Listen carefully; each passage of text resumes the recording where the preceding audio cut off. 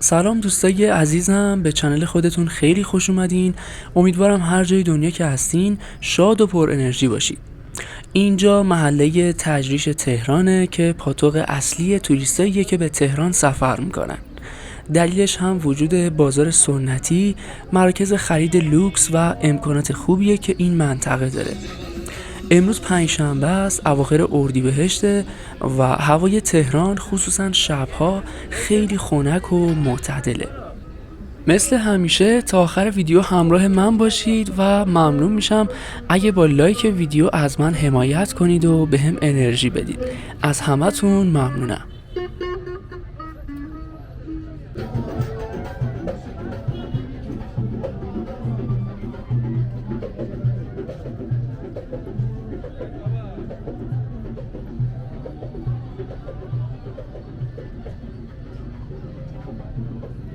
همونطور که دارید میبینید بازار تجریش در تمام طول سال حال و هوای خیلی خوبی داره و شلوغه.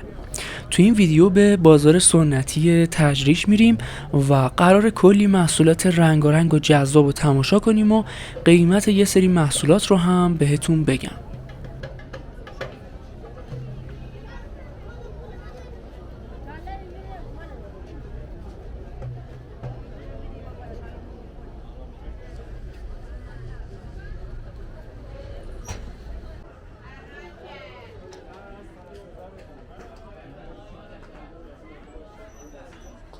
قیمت هر کیلو توت فرنگی 240,000 تومنه که حدود $5 میشه. قیمت زردآلو هم کیلویی 300,000 تومنه که میشه تقریبا $6. گیلاس هم کیلویی 440,000 تومنه که میشه حدود $9.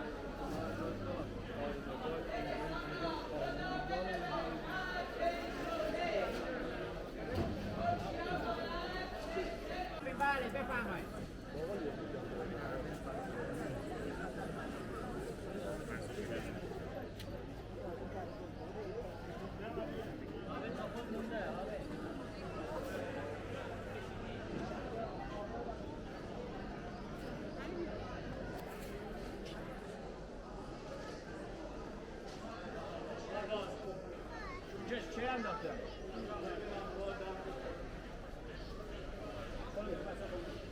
من شوخه دادم نه آلچه دار